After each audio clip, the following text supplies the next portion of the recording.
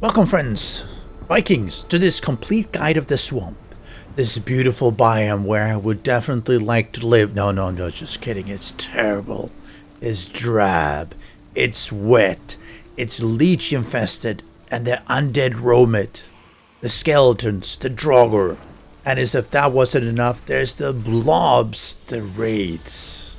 Unfortunately, if you're playing the game, it's a biome that you will have to explore sooner or later.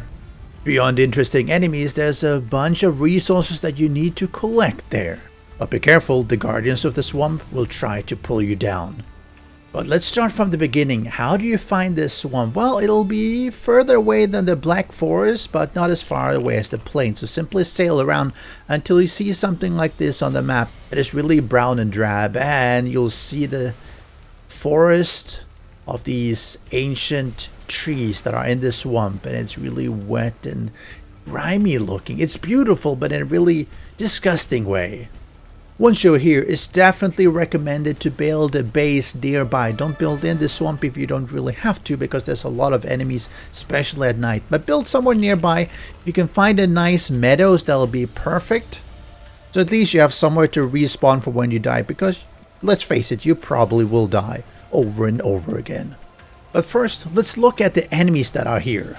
Let's start with the skeletons. So we have two types here. One have the swords and the shields, and there are the archers.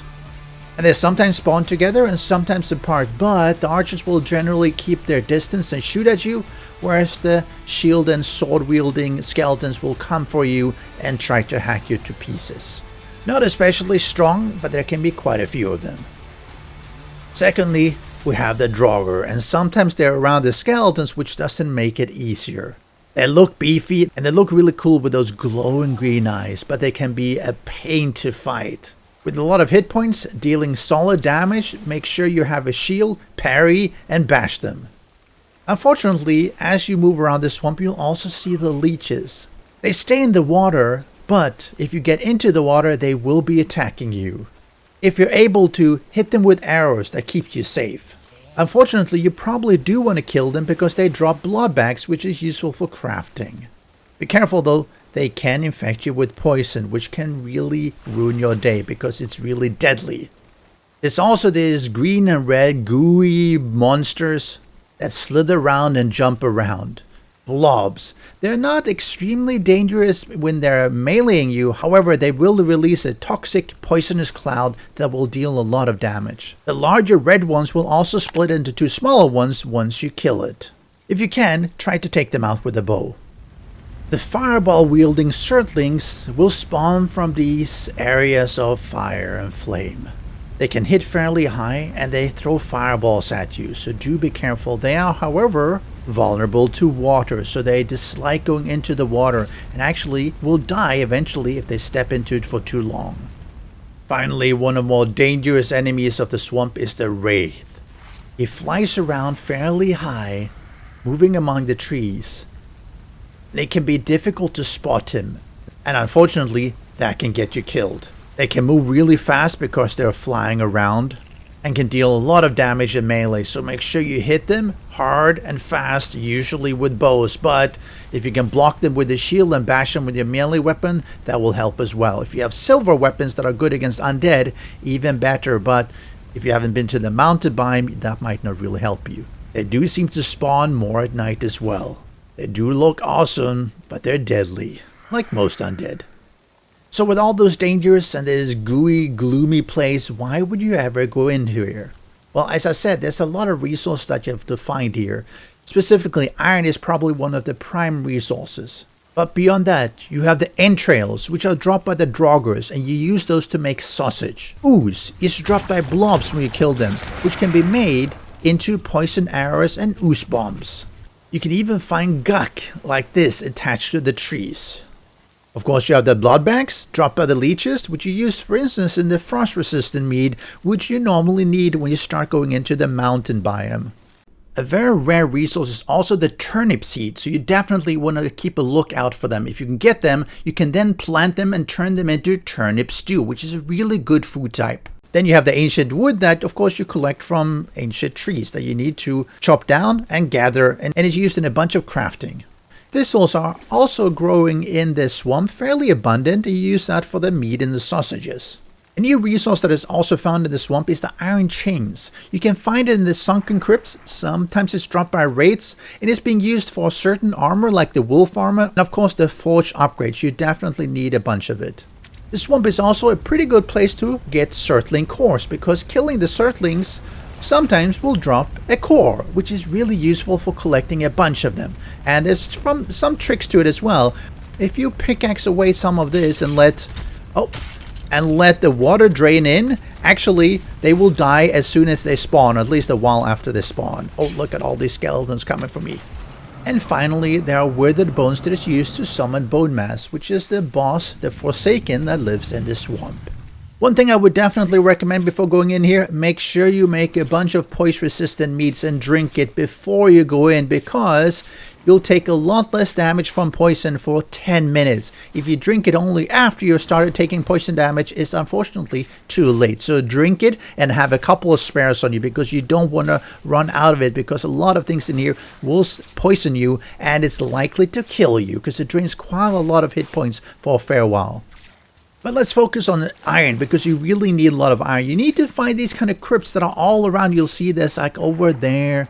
I think there's one over there as well, and maybe I think there was one over on that side as well. So you'll find a bunch of them. They're crypts that are fairly large and they contain a lot of iron.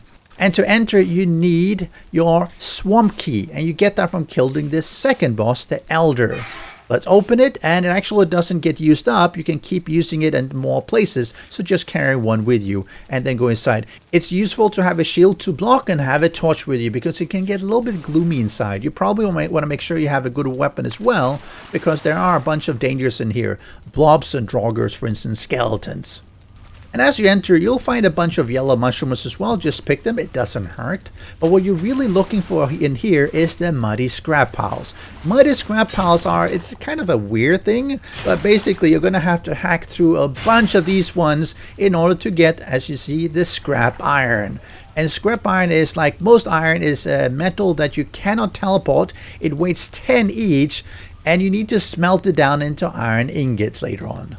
And you will be spending quite a lot of time inside these crypts just chopping away the muddy scrap piles. So one of the early things I would definitely recommend getting is an iron pickaxe, because it'll get it a little bit faster. You probably also want to get an iron mace, because as you prepare for fighting bone mass, you probably want the mace because it deals additional damage to bone mass, whereas a lot of other weapons like arrows and swords and the axe actually doesn't deal much damage, but the mace does.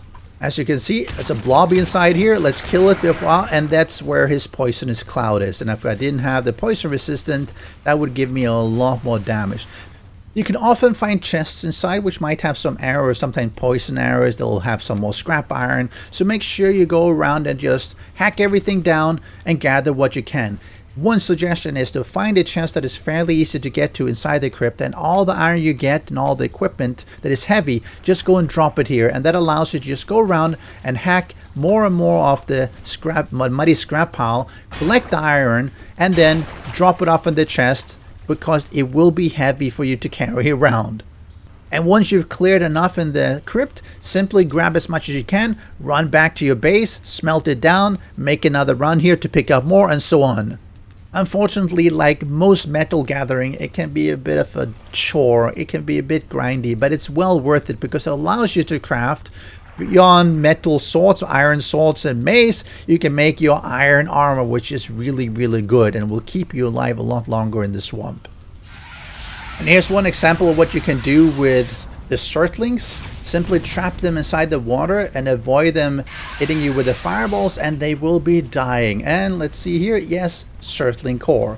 It's pretty easy to just go around here, make a little bit of these ones around and moat around the fire, and when they spawn in, well, they will die, or you shoot them a little bit and then you collect the cores. And finally, one of the big reasons of completing the swamp is to kill bone mass. He is not easy, so that'll be a video for another time. But I love the altar that he spawns at. It's like this nice, huge skull with his poison in the mouth. And oh, it definitely gives you a bit of a intimidating feel, and rightly so, because he can be really difficult. However, as I said, killing him, beyond just giving you an extra power, also gets you the wishbone, which makes finding silver a lot simpler. So go enjoy yourself in the swamp. Definitely make sure you have that poison resistant meat. Go get your iron and get out of here. You don't want to be here at night because there's increased spawns like in most biomes. And while probably not as dangerous as the dead squeeters in the plains, recovering your things in the middle of the swamp, forcing you to run past all the leeches and draugrs and skeletons and wraiths, especially at night, is probably not something I would recommend trying. There are not a lot of specific locations beyond the crypts and the bone mass summoning altar, but there are these ones, the spawners, and these ones can be really dangerous, so be careful because as you approach, you'll get draugrs and skeletons spawning in, and some of these actually spawn in elite draugrs as well, which are, as you probably can guess, a lot tougher, so keep your distance from them. If you enjoyed this swamp guide, why not leave a like and maybe subscribe to the channel, and I do have a playlist of other videos that I made of Valheim in the description below.